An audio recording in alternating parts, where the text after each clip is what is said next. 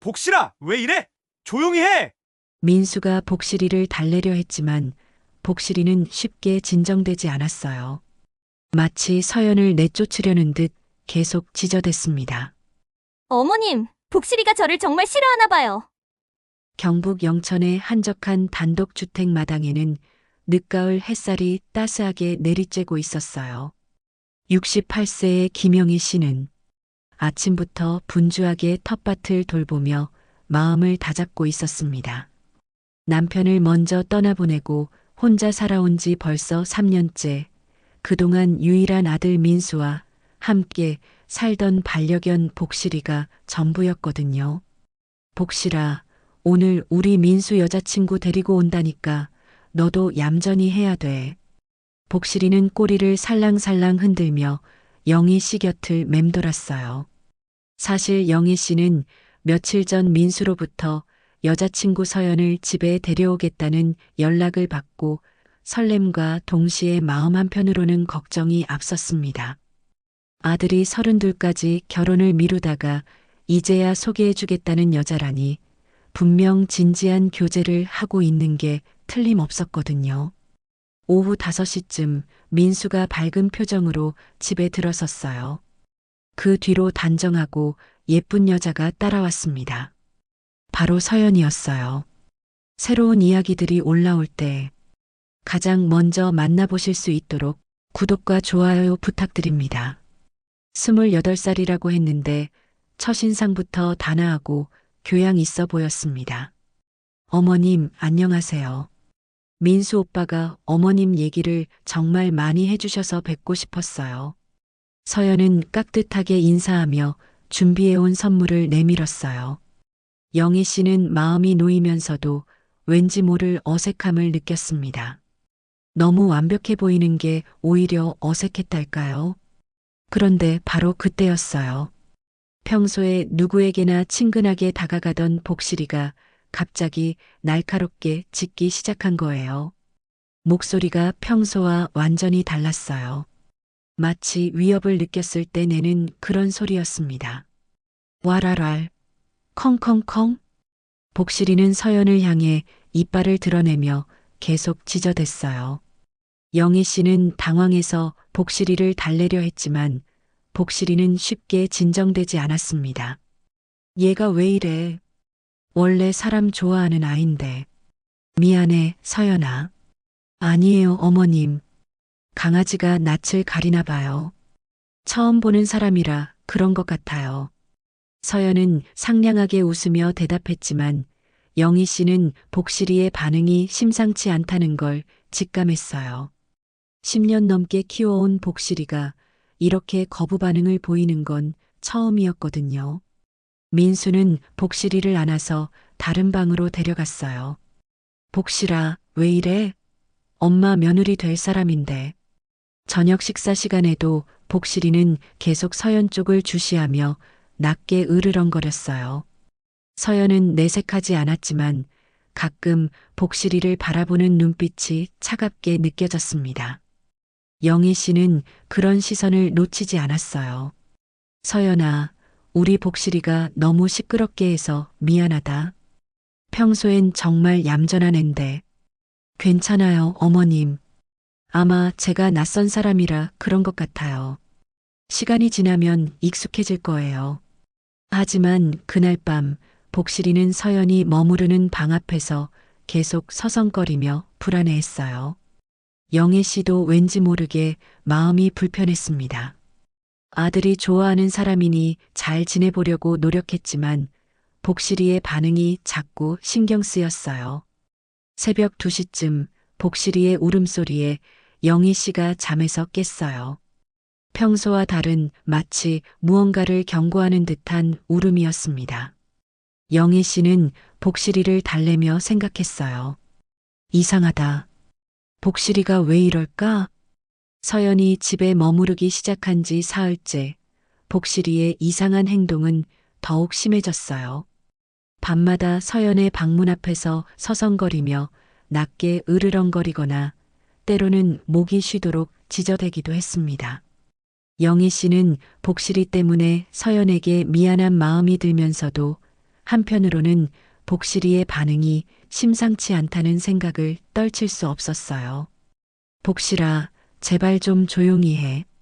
서연이가 잠을 못 자잖아. 하지만 복실이는 영희 씨의 말을 듣지 않았어요. 오히려 서연이 나타나면 더욱 격렬하게 반응했습니다. 평소 온순했던 복실이의 모습과는 완전히 달랐어요.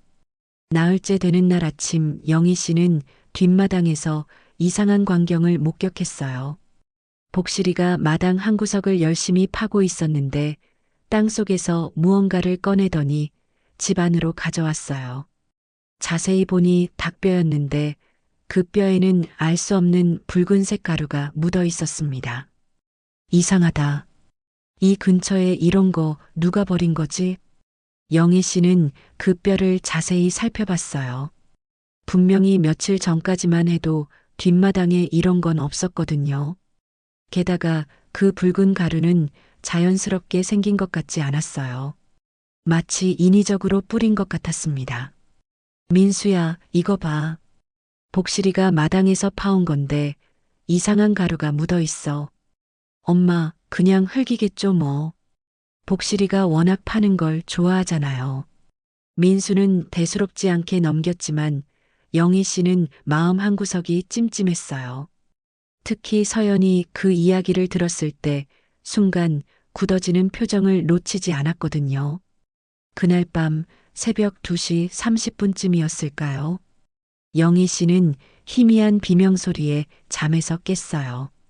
처음에는 꿈인 줄 알았는데 복실이의 울음소리도 함께 들려왔습니다. 평소와는 완전히 다른 마치 공포에 질린 듯한 울음이었어요. 으앙, 기잉. 영희 씨는 급히 일어나서 현관문을 열고 밖으로 나갔어요. 하지만 마당은 조용했고 아무것도 보이지 않았습니다. 다만 복실이가 뒷마당 구석에서 떨고 있을 뿐이었어요. 복실아, 왜 그래? 무슨 일 있었어?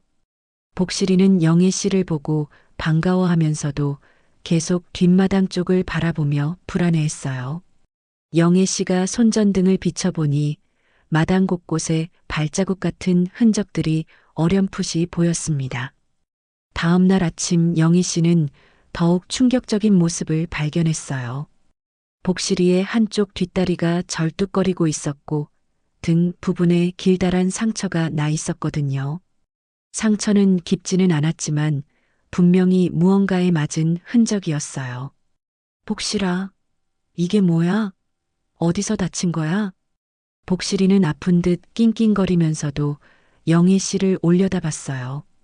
그 눈빛에는 무언가 호소하는 듯한 표정이 담겨 있었습니다. 혹시 누가 때린 거 아냐? 우리 복실이를? 영희 씨는 민수와 서연에게 복실이의 상처에 대해 이야기했어요. 민수는 놀라며 복실이를 살펴봤지만 서연의 반응은 이상했어요. 너무 담담했거든요. 엄마, 설마요. 이 동네가 어떤 동네인데 누가 강아지를 때리겠어요. 아마 어디서 긁힌 거겠죠. 그래도 이런 상처가 복실이가 혼자 이렇게 다칠 리가 없는데. 어머님, 강아지들이 놀다가 다치는 경우도 많아요. 너무 걱정하지 마세요. 서연은 여전히 차분하게 대답했지만 영희 씨는 뭔가 석연치 않다는 느낌을 지울 수 없었어요. 특히 복실이가 서연을 바라볼 때마다 보이는 공포스러운 표정이 자꾸 신경 쓰였습니다. 그날 저녁 영희 씨는 복실이를 안고 중얼거렸어요. 복실아, 너한테 무슨 일이 일어나고 있는 거니? 엄마한테 말해줄 수 있으면 좋을 텐데. 복실이는 영희 씨의 품에서 떨면서도 계속 서연이 있는 방향을 경계하는 눈빛으로 바라봤습니다. 영희 씨는 그때 결심했어요.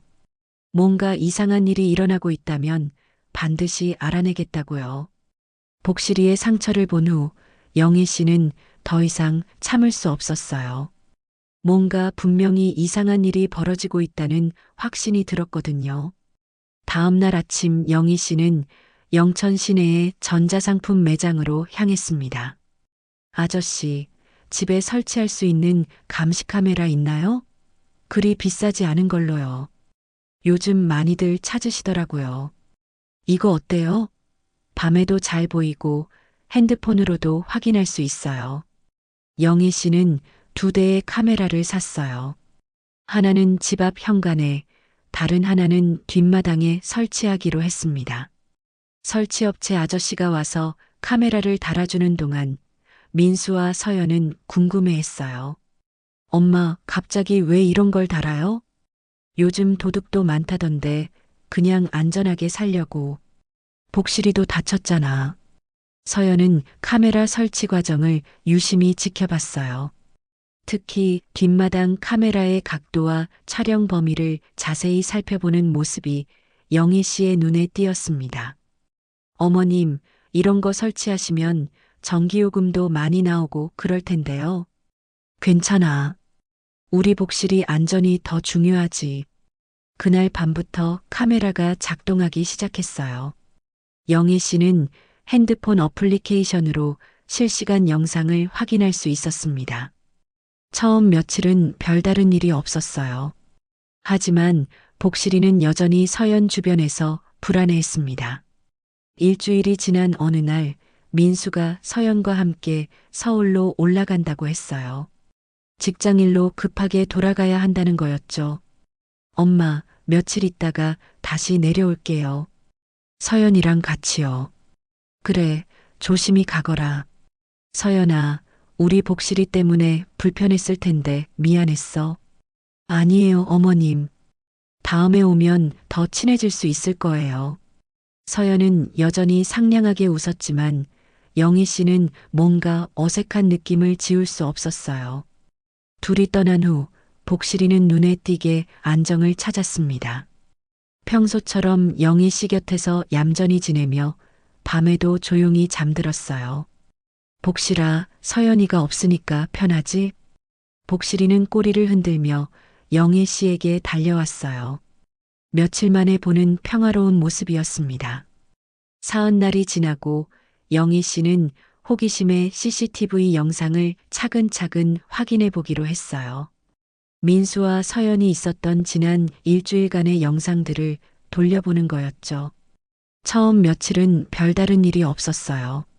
그런데 새벽 2시 46분 뒷마당 카메라에 포착된 영상을 보는 순간 영희 씨의 심장이 쿵쾅거리기 시작했어요. 화면 속에서 서연이 뒷마당으로 나와 복실이에게 다가가고 있었어요. 손에는 무언가 작은 봉지 같은 걸 들고 있었습니다. 복실이는 서연을 보자마자 뒤로 물러섰지만 서연은 계속 다가갔어요. 이게 뭐야? 영희 씨는 화면을 더 자세히 들여다봤어요. 서연이 봉지에서 무언가를 꺼내 복실이에게 주려고 하고 있었어요. 하지만 복실이는 그걸 거부하며 계속 뒤로 물러났습니다. 그 다음 순간이 더욱 충격적이었어요. 복실이가 서연이 주려는 걸 받지 않자 서연이 갑자기 화분 받침을 들어 올리더니 복실이를 향해 내려쳤거든요. 아니야. 이게 진짜야? 어떻게 이런. 복실이는 비명을 지르며 도망갔고 서연은 화분 받침을 원래 자리에 놓은 후 아무 일 없었다는 듯이 집 안으로 들어갔어요. 영상에 찍힌 시간을 보니 바로 영희 씨가 비명 소리를 듣고 잠에서 깬 그 시간이었습니다. 말도 안 돼. 이게 정말 일어난 일이야? 영희 씨는 손이 떨려서 핸드폰을 제대로 잡을 수도 없었어요. 아들이 사랑하는 여자가, 며느리가 될 사람이 복실이에게 이런 짓을 했다니. 믿고 싶지 않았지만 화면 속 영상은 너무나 명확했습니다. 영희 씨는 그 영상을 여러 번 돌려봤어요. 서연이 복실이에게 무언가를 먹이려 했던 것, 복실이가 거부하자 폭력을 사용한 것, 모든 게 선명하게 기록되어 있었어요. 우리 복실이가 이런 일을 당했구나. 복실이를 불러서 꼭 안아주었어요. 복실이는 영희 씨의 품에서 안정을 찾는 듯 했지만 여전히 가끔씩 뒷마당 쪽을 불안하게 바라봤습니다. 복실아, 미안해. 엄마가 몰랐어. 내가 그렇게 경고해줬는데. 이제 영애 씨는 확신했어요. 서연에게는 분명히 숨겨진 무언가가 있다고. 그리고 복실이는 처음부터 그걸 알고 있었던 거라고요. CCTV 영상을 본 후 영애 씨는 밤잠을 이룰 수 없었어요. 서연이 복실이를 때리는 장면이 계속 머릿속에 맴돌았거든요. 하지만 더 큰 문제는 이걸 민수에게 어떻게 말해야 할지 모르겠다는 거였어요. 아들이 그렇게 좋아하는 여자인데 과연 믿어줄까요? 다음 날 아침 영희 씨는 오랜 친구 미숙에게 전화를 걸었어요. 미숙은 서울에서 20년 넘게 유명한 입시학원에서 일했던 사람이라 서울 사람들 소식을 많이 알고 있었거든요. 미숙아, 나야. 혹시 바쁘지 않으면 잠깐 부탁할 게 있는데. 응, 영희야. 무슨 일이야? 목소리가 이상하네. 우리 민수 여자친구에 대해서 좀 알아봐 줄 수 있을까? 이름이 서연이라고 하는데 28살이고 서울에 살아. 왜? 무슨 일 있어? 영희 씨는 복실이 일은 말하지 않고 그냥 며느리 될 사람이니까 좀 알아보고 싶다고 했어요. 미숙은 흔쾌히 알아보겠다고 했습니다. 며칠이 지나고 미숙에게서 전화가 왔어요. 목소리가 심각했어요. 영희야, 나 지금 얘기해도 될까? 응, 말해봐. 그 여자, 서연이 맞지? 김서연? 나이도 맞고? 응, 맞아. 왜? 미숙의 다음 말에 영희 씨는 온몸에 소름이 돋았어요. 그의 작년에 남자친구 실종 사건으로 경찰 조사받았던 애야. 우리 학원에서 일하던 선생님 조카더라. 뭐라고? 실종 사건? 응. 작년 가을이었나? 교제하던 남자가 갑자기 사라진 거야. 처음엔 그냥 잠깐 어디 간 줄 알았는데 일주일이 지나도 연락이 안 와서 실종 신고가 들어간 거지. 영애 씨의 손이 떨리기 시작했어요. 그래서 어떻게 됐는데? 경찰이 조사했지만 별다른 증거가 나오지 않아서 사건은 종결됐어. 하지만 주변 사람들은 다 이상하다고 했대. 특히 서연이가 남자친구 실종 이후에 너무 태연했다고. 태연했다고? 응. 보통 연인이 실종되면 미치도록 찾아다니거나 걱정하잖아. 그런데 서연이는 경찰 조사받을 때도 너무 차분했대. 마치 이미 무슨 일이 일어날지 알고 있었던 것처럼. 영애 씨는 숨이 막힐 것 같았어요. CCTV에서 본 서연의 차가운 모습과 미숙이 해준 이야기가 겹쳐지면서 온몸에 전율이 흘렀습니다. 그 실종된 남자는 어떻게 됐어? 아직도 못 찾았어.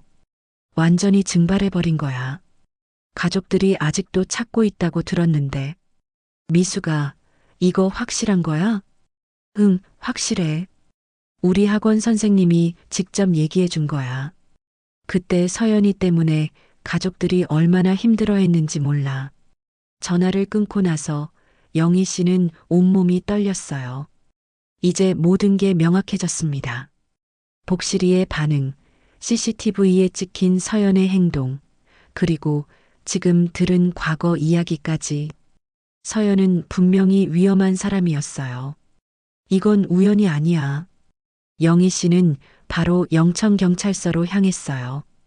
복실이의 진료 기록과 CCTV 영상을 USB에 담아서 가져갔습니다. 신고하러 왔습니다.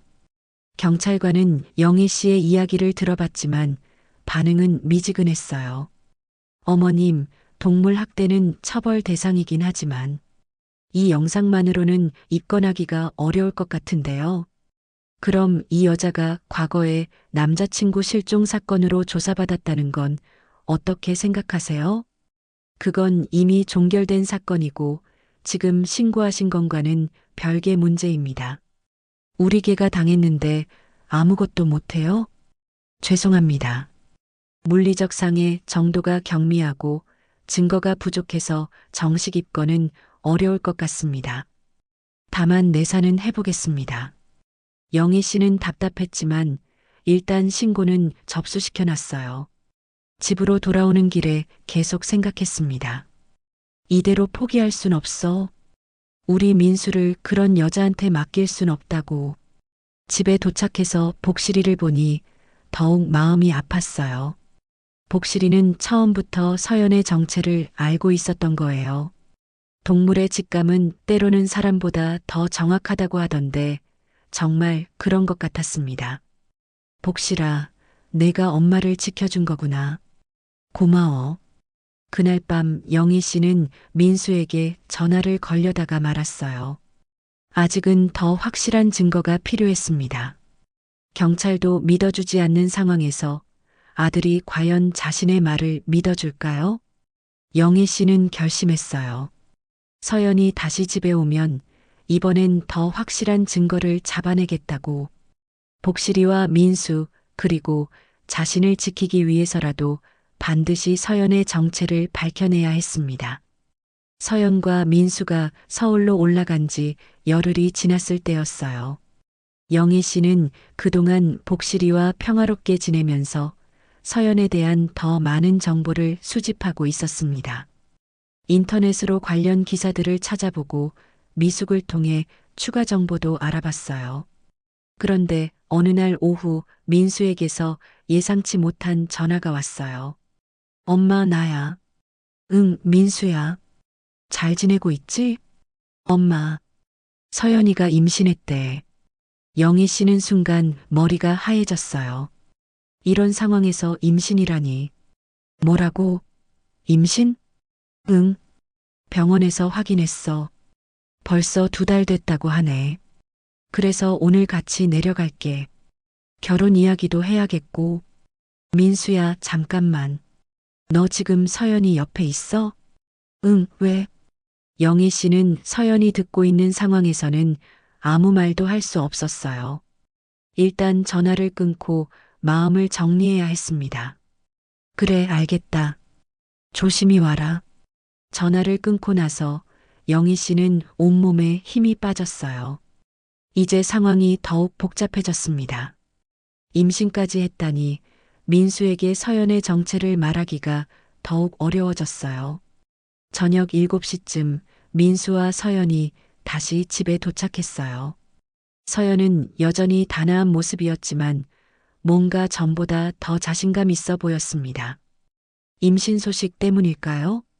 어머님, 다시 뵈어서 반가워요. 그래, 서연아. 임신 축하한다. 하지만 복실이의 반응은 이전보다 훨씬 더 격렬했어요. 서연이 집에 들어서자마자 미친 듯이 지저대며 심지어 이빨을 드러내고 위협하는 자세까지 취했습니다. 와랄랄, 컹컹컹. 복실아, 왜 이래? 조용히 해. 민수가 복실이를 달래려 했지만 복실이는 쉽게 진정되지 않았어요. 마치 서연을 내쫓으려는 듯 계속 지저댔습니다. 어머님, 복실이가 저를 정말 싫어하나 봐요. 임신한 상태에서 스트레스를 받으면 안 좋은데. 서연은 걱정스러운 표정을 지었지만 영희 씨는 그 표정이 연기라는 걸 알고 있었어요. CCTV 영상을 본 후로는 서연의 모든 행동이 가식으로 보였거든요. 미안해, 서연아. 복실이를 다른 데 맡겨둘게.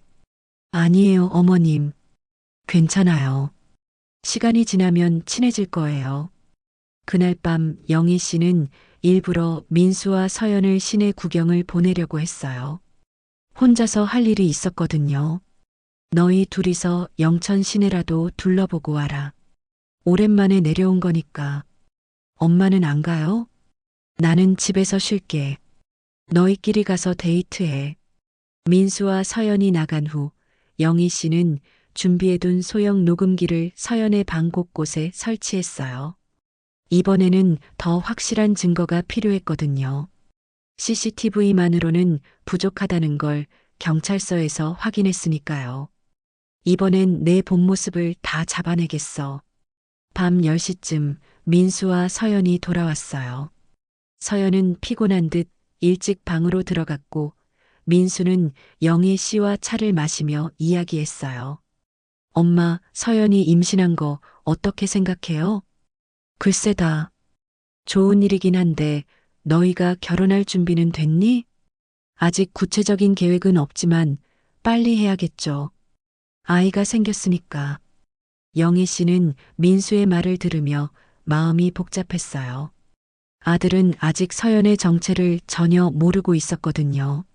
새벽 1시쯤 집안이 조용해졌을 때였어요. 영애 씨는 녹음기에서 나오는 소리를 몰래 들었습니다. 처음엔 별다른 소리가 없었는데 새벽 2시쯤 서연의 목소리가 들려왔어요. 누군가와 전화 통화를 하고 있는 것 같았습니다. 그 늙은 개 때문에 모든 계획이 틀어졌어. 이번엔 그냥 확실히 처리해야겠어.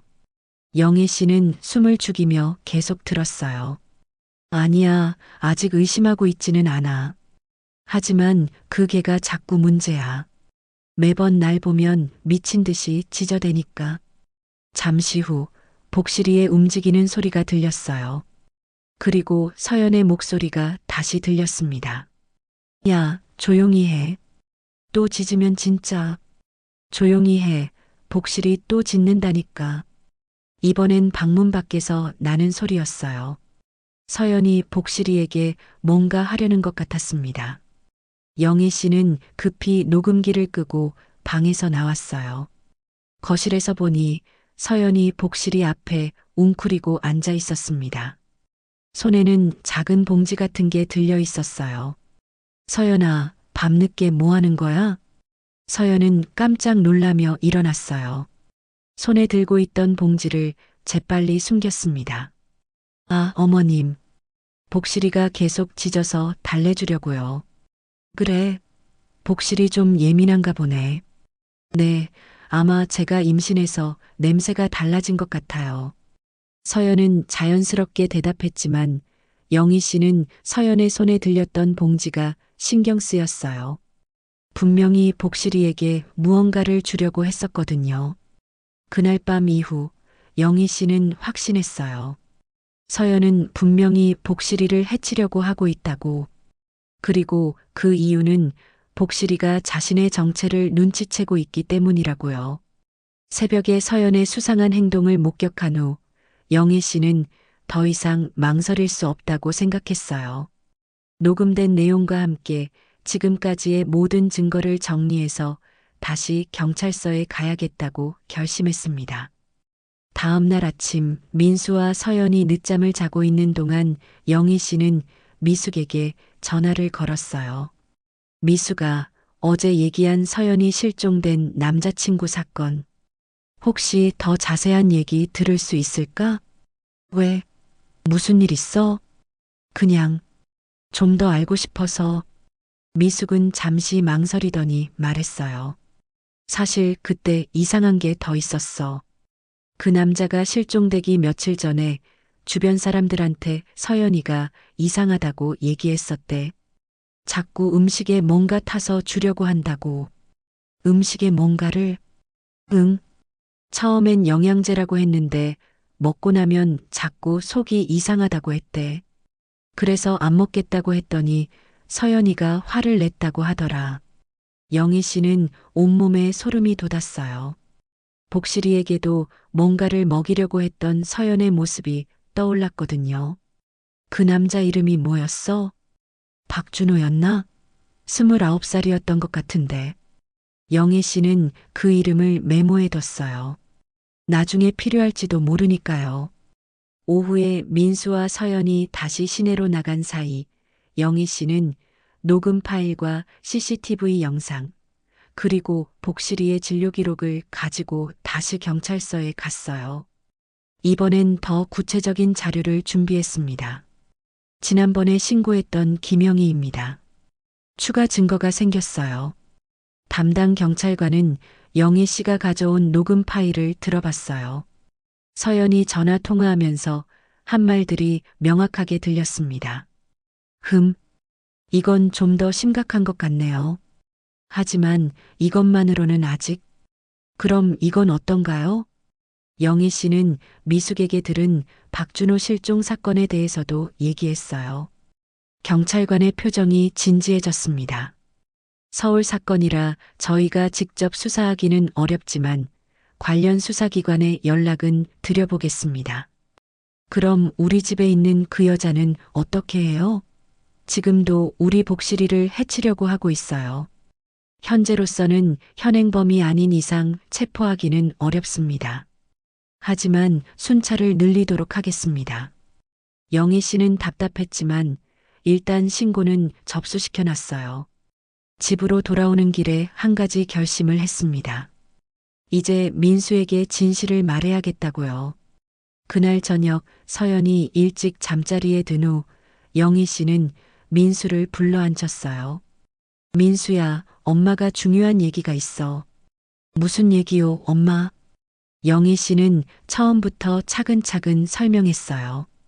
복실이의 이상한 반응, CCTV에 찍힌 서연의 행동, 과거 실종 사건, 그리고 어젯밤 녹음된 내용까지. 민수는 처음엔 믿을 수 없다는 표정이었어요. 엄마, 설마요. 서연이가 그런 사람일 리가 없어요. 민수야, 엄마가 거짓말할 이유가 있겠니? 이거 직접 들어봐. 영희 씨는 녹음된 파일을 민수에게 들려줬어요. 서연의 목소리가 명확하게 들렸습니다. 그 늙은 개 때문에 모든 계획이 틀어졌어. 민수의 얼굴이 점점 굳어졌어요. 이게 진짜 서연이 목소리예요? 응. 그리고 이것도 봐. 영희 씨는 CCTV 영상도 보여줬어요.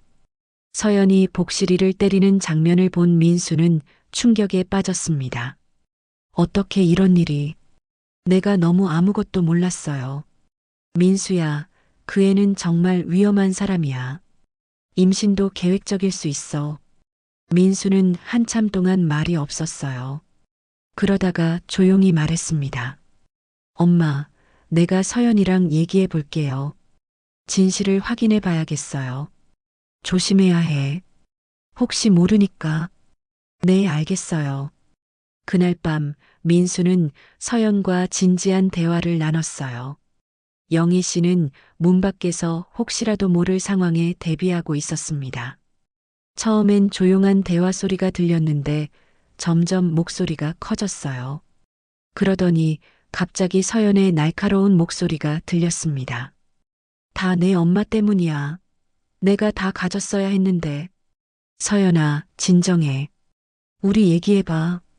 얘기? 무슨 얘기를 더 해? 그 늙은 여자가 다 망쳐놨어. 쿵 하는 소리와 함께 뭔가 깨지는 소리가 들렸어요. 영희 씨는 급히 방문을 열었습니다. 민수야. 방 안에서는 서연이 화분을 집어들고 민수를 위협하고 있었어요. 민수는 손을 들어 진정시키려 하고 있었고요. 서연아, 화분 내려놔. 위험해. 나한테 위험하다고? 웃기지 마. 서연의 모습은 완전히 다른 사람 같았어요. 평소의 단아한 모습은 온데간데 없고 눈빛이 차갑고 무서웠습니다. 내 엄마 때문에 모든 게 틀어졌어. 내 계획이 다 망쳤다고. 이제 영애 씨는 확신했어요. 서연의 진짜 모습을 드디어 본 거라고. 그리고 복실이는 처음부터 이 모든 걸 알고 있었던 거라고요. 서연이 화분을 들고 위협하는 모습을 본 영희 씨는 즉시 휴대폰으로 112를 눌렀어요. 이제 더 이상 참을 수 없었거든요. 민수야, 뒤로 물러서. 엄마. 서연은 화분을 바닥에 내던지며 완전히 이성을 잃은 상태였어요. 다 망쳤어. 다 망쳤다고. 그게만 없었으면 완벽했을 텐데. 서연아, 진정해. 아기 생각해서라도. 아기? 하하. 그것도 다 계획이었어. 너 같은 바보를 잡아두려고. 민수는 서연의 말에 더욱 충격을 받았어요. 임신마저도 의도적이었다니. 너 정말 그런 생각이었어? 당연하지. 내가 얼마나 순진한 줄 알아? 엄마 집, 엄마 재산 다 내 것이 될 수 있었는데. 영희 씨는 서연의 고백을 들으며 온몸에 소름이 돋았어요. 정말 무서운 계획을 세우고 있었던 거예요. 그럼 박준호는 어떻게 된 거야? 서연의 얼굴이 순간 굳어졌어요. 박준호? 어떻게 그 이름을? 내가 없앤 거지? 그 남자를. 증명할 수 있어? 어차피 시체도 못 찾을 거야. 그 순간 현관문이 열리며 경찰관들이 들어왔어요. 영희 씨가 신고한 후 빨리 와준 거였어요. 경찰입니다. 모두 움직이지 마세요. 서연은 경찰을 보자 다시 한번 돌변했어요. 경찰관님, 도와주세요. 이 사람들이 저를 위협해요. 하지만 영희 씨는 준비가 되어 있었어요. 휴대폰으로 방금 전 서연의 고백을 모두 녹음해뒀거든요. 경찰관님, 이걸 들어보세요. 녹음된 서연의 목소리가 휴대폰에서 흘러나왔어요. 그것도 다 계획이었어. 너 같은 바보를 잡아두려고. 박준호? 어떻게 그 이름을? 어차피 시체도 못 찾을 거야. 경찰관들은 녹음 내용을 듣고 서연을 체포했어요. 서연은 끝까지 억울하다고 소리쳤지만 이미 증거는 충분했습니다. 김서연 씨, 동물학대 혐의와 살인 혐의로 체포합니다. 놓아줘. 나 임신했다고. 임신부를 이렇게 대할 거야? 임신 여부는 병원에서 확인하겠습니다. 서연이 끌려나간 후 영희 씨와 민수는 한참 동안 말이 없었어요. 복실이는 서연이 사라지자 처음으로 평온한 표정을 지었습니다. 이틀 후 경찰에서 연락이 왔어요. 서연의 집을 수색한 결과 충격적인 것들이 발견됐다는 거였어요. 부인 용의자 집에서 여러 종류의 독성 약물이 발견됐습니다. 그리고 박준호 씨의 개인 물품들도 나왔고요. 정말요? 네, 그리고 임신은 거짓이었습니다. 가짜 임신 키트를 사용한 거였어요. 영희 씨는 다행이라는 생각과 동시에 서연의 치밀함에 소름이 돋았어요. 복실이 몸에서 나온 약물 성분과 서연이 집에서 발견된 약물이 일치합니다. 동물학대는 확실하고 박준호 씨 사건도 재수사에 들어갑니다. 일주일 후 더 놀라운 소식이 들려왔어요. 서연의 과거를 조사한 결과 박준호 이전에도 비슷한 사건이 있었다는 거였어요. 3명의 남자와 교제했는데 모두 이상한 상황에서 헤어졌다고 합니다. 엄마, 정말 다행이에요. 복실이가 없었으면. 그러게 말이야. 우리 복실이가 진짜 영웅이구나. 복실이는 영애 씨와 민수 사이에 앉아서 꼬리를 흔들고 있었어요. 마치 자신이 가족을 지켰다는 걸 아는 것 같았습니다. 한 달 후 법원에서 연락이 왔어요. 서연은 동물학대, 사기, 그리고 박준호 살인 혐의로 기소됐다는 거였어요. 박준호의 시신도 서연이 묻어둔 곳에서 발견됐다고 합니다. 엄마, 이제 정말 끝난 건가요? 응, 이제 평화롭게 살 수 있을 거야. 그날 밤 영희 씨는 복실이를 꼭 안아주며 말했어요.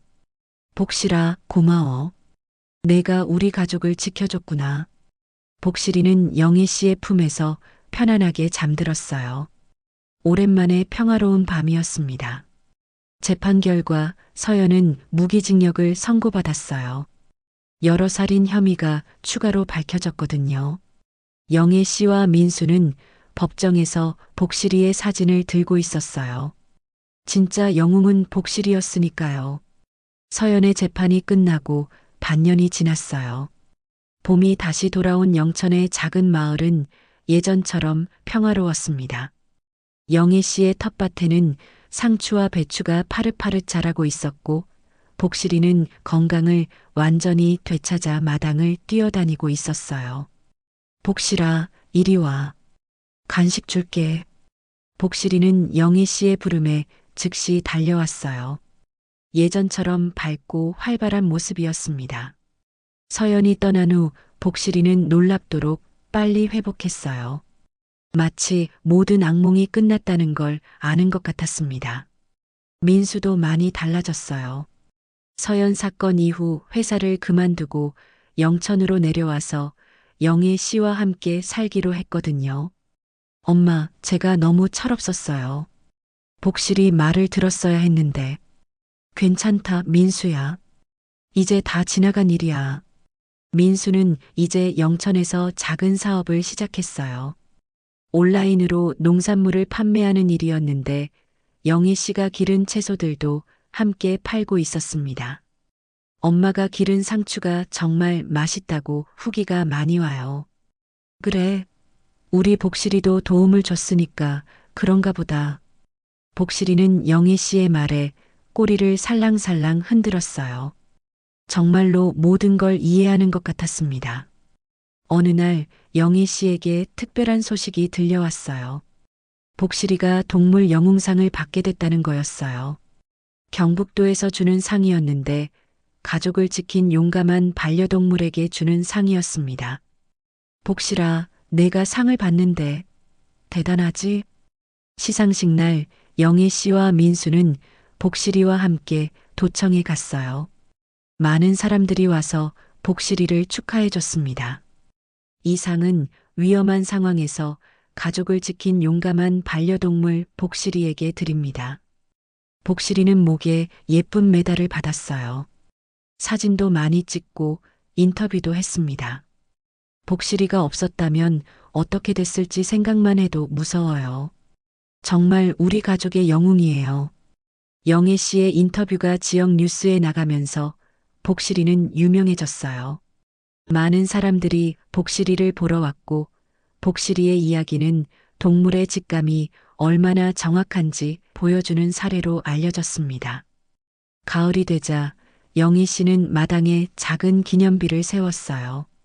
우리 가족을 지킨 복실이를 기념하며라고 새겨진 작은 돌멩이였어요. 복실아, 이건 내 기념비야. 넌 정말 우리 가족의 수호천사구나. 복실이는 기념비 앞에서 자랑스럽게 앉아 있었어요.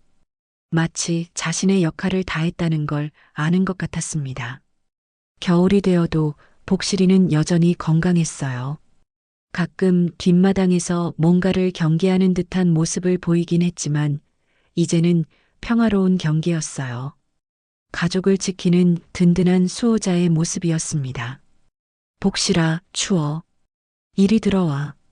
영애 씨의 부름에 복실이는 집 안으로 들어와서 난로 앞에 앉았어요. 영애 씨와 민수는 복실이 양옆에 앉아서 함께 따뜻한 시간을 보냈습니다. 엄마, 정말 다행이에요. 복실이가 있어서. 그래, 복실이 덕분에 우리가 살았어. 복실이는 두 사람 사이에서 편안하게 잠들었어요. 이제 더 이상 경계할 필요가 없었거든요. 가족은 안전했고 평화가 돌아왔으니까요. 새해가 되자 영희 씨는 복실이와 함께 산책을 나갔어요. 마을 사람들은 복실이를 보면 모두 반가워했어요. 영희 씨, 복실이 잘 지내죠? 네, 우리 영웅이 건강해요. 복실이는 마을 사람들의 사랑을 받으며 당당하게 걸었어요. 자신이 특별한 존재라는 걸 아는 것 같았습니다. 봄이 다시 오자 영희 씨의 마당에는 새로운 생명들이 싹트기 시작했어요. 복실이는 여전히 마당을 지키며 영희 씨와 민수의 일상을 함께하고 있었습니다. 복실아, 넌 정말 우리 가족을 지킨 보물이야. 영애 씨가 복실이를 안으며 말했을 때 복실이는 영애 씨의 얼굴을 하차줬어요. 마치 당연하지, 내가 가족을 지키는 게 당연한 거야라고 말하는 것 같았습니다.